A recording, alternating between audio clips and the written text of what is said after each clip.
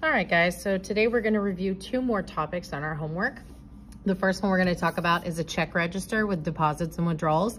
And the second one we're gonna talk about is a multiplication problem involving fractions, okay? So we're gonna quickly go through those and then you guys can answer your homework questions. So it says, the check register shows the transactions in Jason's new checking account. Okay, so we have the date that the transaction happened, the description of what it is, and then whether it's a deposit, a withdrawal, and then the balance. All right, so it says, based on the information in the check register, what is the balance in Jason's check register after the ATM transaction on October 3rd? So basically, we start with the balance, and then we deposit and withdraw, and they wanna know what the balance is after this withdrawal, okay? So keywords in this problem are going to be deposit and withdraw.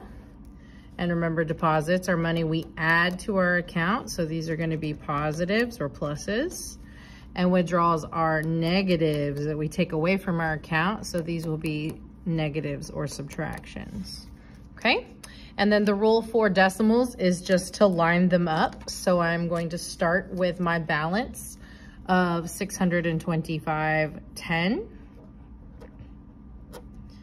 And I'm subtracting and adding decimals, so I know I need to line up my decimals. So I'm gonna start with my deposit of 785.55. Okay, so I added my paycheck to my account. 5, 6, 10 carry the 1, 11 carry the 1, 14. So this, I now have $1,410.65 in my bank account after this deposit.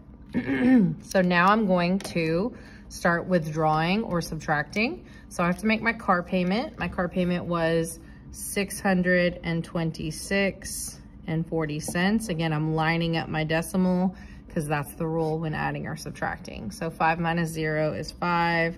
6 minus 4 is 2. Can't take 6 from 0, have to borrow. Okay, can't take 2 from 0, have to borrow. Can't take 6 from 3, have to borrow. And I end up with $784.25 after that withdrawal.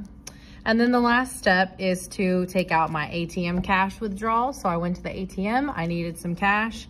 So I'm gonna take out $120 even. Okay, so that's gonna be 5, 2, bring down the decimal, 4, 6, and 6. So I end up with $664.25 left as my balance after my ATM withdrawal on October 3rd. All right, guys, remember deposit is a plus, withdrawal is a minus. All right, let's move on to the next one. So the next one says, in the expression shown, n represents a rational number. Okay, it says, what value of n makes the expression equal a number more than 5? So whatever we're doing, we want an answer that is more than 5. Well, I know that when a number and a letter sit next to one another, that actually means multiplication. So we could write it like this, 5 times n. We could write it like this, 5 times n, right? Lots of different ways to show multiplication, but these all mean the same thing, okay? So when it says what value of n, that means these are all gonna represent the letter n. So we're gonna multiply 5 times this fraction and see if it comes out more than 5. 5 times this fraction, see if it comes out more than 5. So that's what we're doing. So I'm just gonna start with answer choice A. So I'm gonna take A and multiply by 5. Well, I know whole numbers go over 1, and my rule is just top times top, bottom times bottom. So that's gonna be 10 over 3, and 10 over 3 comes out to be 3 1/3. So is 3 1/3 more than 5? No. So A is not correct. All right, so then let's try answer choice B. So answer choice B was 6 over 6. And again, we are multiplying by a whole 5. Whole number goes over 1. Top times top, bottom times bottom. 6 times 5 is 30, and 6 times 1 is 6. 30 over 6 is improper, just like 10 over 3 was. So when we cowboy and horse divide, we're gonna end up getting 5, okay? Because 30 divided by 6 is 5. Because 5 is not more than 5, right? 5 is equal to 5, then B is also wrong. All right, so then we can try C. So I have answer choice C was 4 over 5. Again, I'm multiplying by a whole 5. Whole goes over 1. Top times top.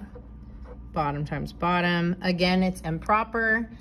Improper fractions have to be cowboy and horse divided. 20 divided by 5 equals 4. 4 is not more than 5. So C is also wrong. So D is probably my answer, but I still need to mathematically prove it. So I'm gonna come down here, write answer choice D. Answer choice D was 7 over 4. Again, we are multiplying by a whole 5. Whole numbers go over 1. Top times top, bottom times bottom. This is 35 over 4. Okay, I have a improper fraction, right? A big cowboy and a small horse. So I'm gonna cowboy and horse divide. 4 goes into 35 8 times, and that's gonna be 8 and 3/4. So even if you didn't know the 3/4, I know 4 goes into 35 at least 8 times, right? That would make 32. And then I know that 8 is more than 5. So D is my best choice. And that's how we solve those two problems. Remember, a deposit is a positive or a plus, a withdrawal is a negative or a minus. And when you see a number and a letter sitting next to one another, that means to multiply. Good job, guys.